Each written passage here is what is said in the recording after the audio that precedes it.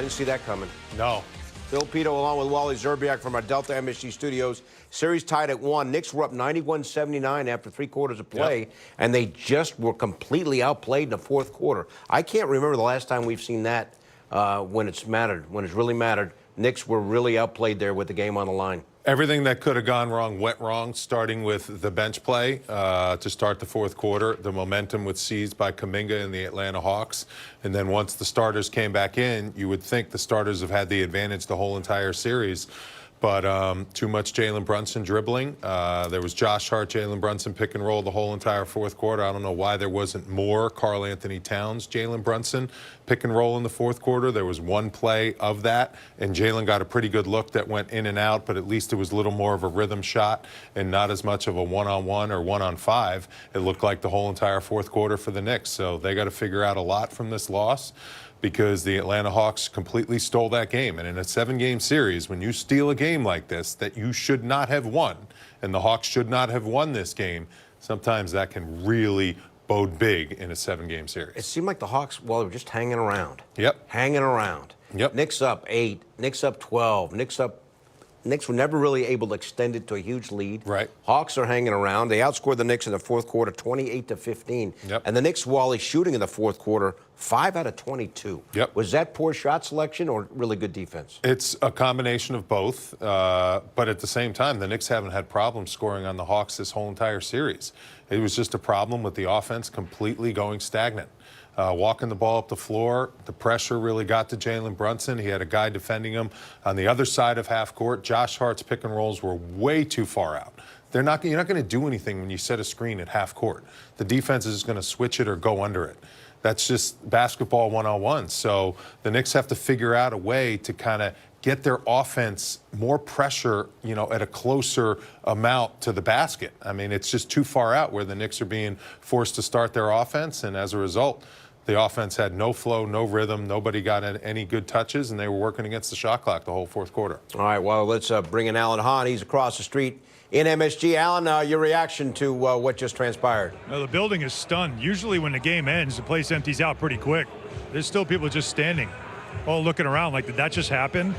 It's really like the crowd went from this anticipation of going up 2-0 early in the fourth quarter with a double-digit lead, and little by little, with every three-point miss the Knicks had, and there were a lot of them. I mean, you make 11 threes, 11 for 34, you're going to struggle.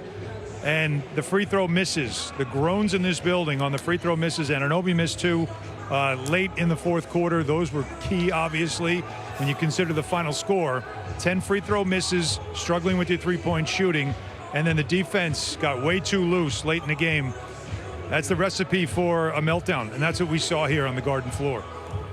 Yeah, it was. It absolutely was. And, the Knicks have to get back to the drawing board, because these are some things that, Coach Mike Brown has been preaching.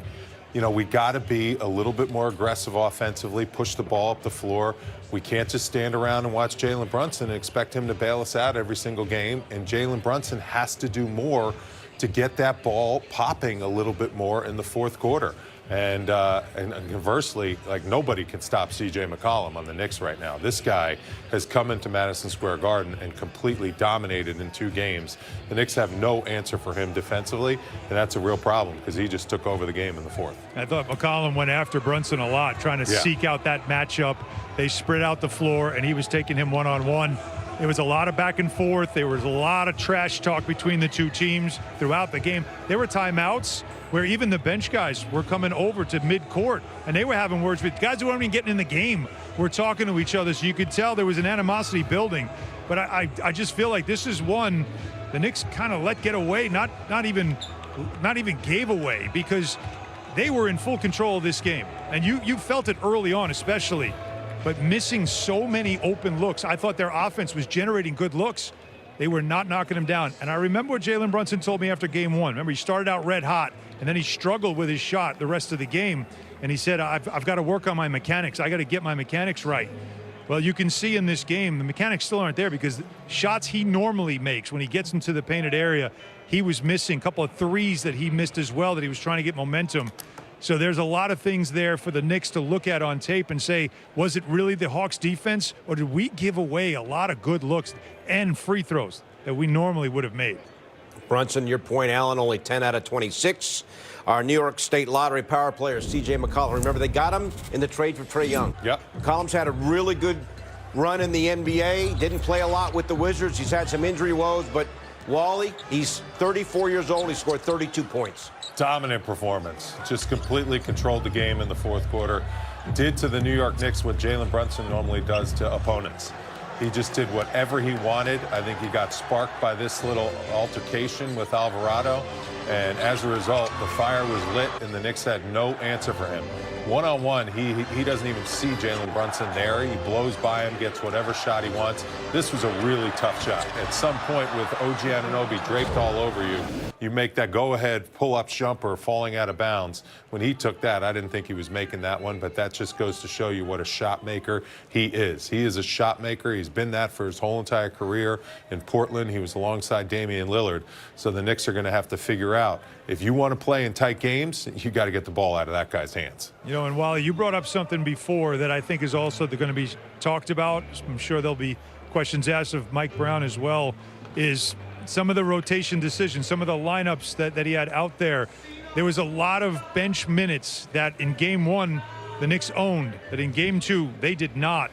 Kuminga had a different energy to him, and the Knicks really, other than Mitchell Robinson, who had a strong game, but there was really no one else coming off the bench that had the kind of energy that Kuminga brought to this game. He was a difference maker, and those were key minutes because we saw in game one, those bench minutes were in favor of the Knicks, in game two, in favor of the Hawks.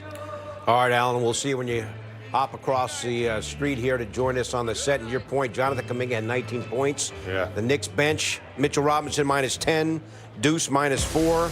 We had Shamet minus 6, and Jordan Clarkson minus 5. So, bench struggles. Much more to come here. It's an hour-long postgame. Magic, Orlando won game one last night. Cavs tonight beat the Raptors. Highlights coming up later on the MSG 150.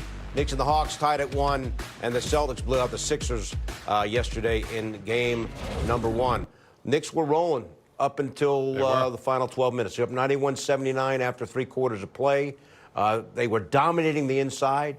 Cat was doing, he had 14 points in the third quarter. Mitchell Robinson tied a career high with 13 playoff points. They were dominating the Knicks. They were dominating the inside. We talk a lot coming into the series about their height advantage. It was all going their way, and then it wasn't. It's a very odd situation tonight in terms of how it was going and how it ended. Yeah, because the Knicks had control of this series all 7 quarters, pretty much.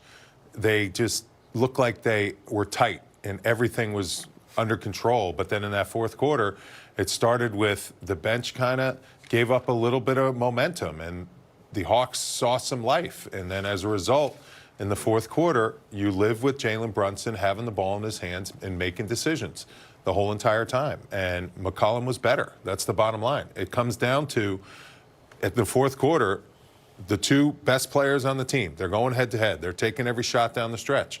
Who's going to make them? Who's going to miss them? In this game, McCollum outplayed Jalen Brunson in crunch time. As a result, the Hawks stole this game. They haven't really been in this series much, but they came back in the fourth quarter from a double-digit deficit and stole game 2. So it's 1-1.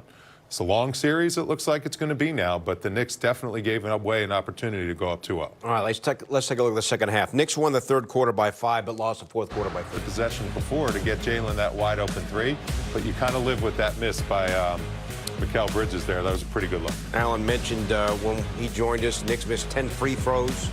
Knicks dominated the boards. Second chance points, 24-9. Knicks led, Wally, 91% of the game. Hawks led 3% of the game, and it's the Hawks who win the game. I know. Well, it happened. And again, you know, one thing I want to ask you, they're a young team, don't have a lot of playoff experience. How important might this win be for their confidence going forward here? It's very important because the Knicks, they had them under complete control the whole entire game. And I give Quinn Snyder a lot of credit, man. He has his guys believing.